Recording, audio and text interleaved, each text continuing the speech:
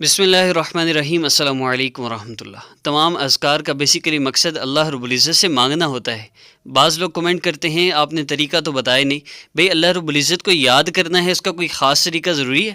आप 3 मरतबा शुरू में दुरूद पाक पढ़ लीजिए, फिर ये ज़िक्र मुबारक सुनिए, आखिर में दुआ कीजिए अपने लिए, जो असल इबादत का मग़ज़ है। दुआ के बगैर फ़ायदा नहीं आपको। और उसके बाद फिर आप 3 मरतबा दुरूद पाक पढ़ेंगे। तमाम वज़ाइफ़ की इजाज़त के लिए चैनल को सब्सक्राइब कर लीजिए और ज़िक्र को सुनकर दुआ ज़रूर कीजिए।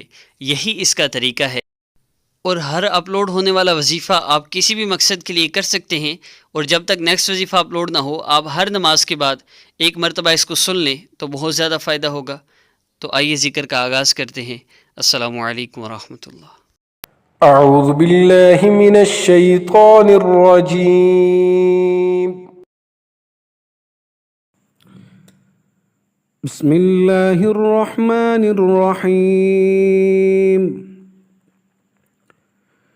إذا زلزلت الأرض زلزالها وأخرجت الأرض أثقالها وقال الإنسان ما لها يومئذ تحدث أخبارها بأن ربك أوحى لها يومئذ يصدر الناس أشتاتا ليروا أعمالهم فمن يعمل مثقال ذرة خيرا يره ومن يعمل مثقال ذرة شرا يره.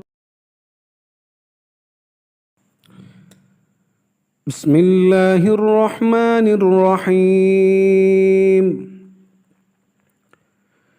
إذا زلزلت الأرض زلزالها وأخرجت الأرض أثقالها وقال الإنسان ما لها يومئذ تحدث أخبارها بأن ربك أوحى لها يومئذ يصدر الناس أشتاتا ليروا أعمالهم فمن يعمل مثقال ذرة خيرا يره ومن يعمل مثقال ذرة شرا يره. بسم الله الرحمن الرحيم.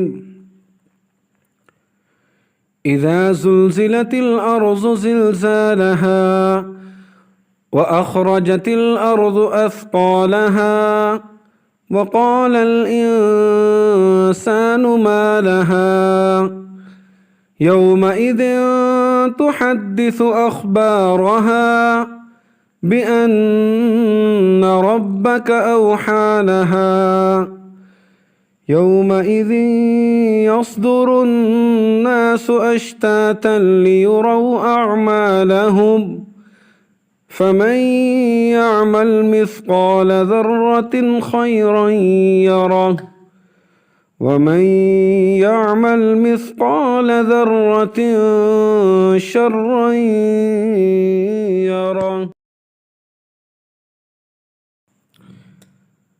بسم الله الرحمن الرحيم. إذا زلزلت الأرض زلزالها وأخرجت الأرض أثقالها وقال الإنسان ما لها يومئذ تحدث أخبارها بأن ربك أوحى لها يومئذ يصدر الناس أشتاتا ليروا أعمالهم فمن يعمل مثقال ذرة خيرا يره ومن يعمل مثقال ذرة شرا يره.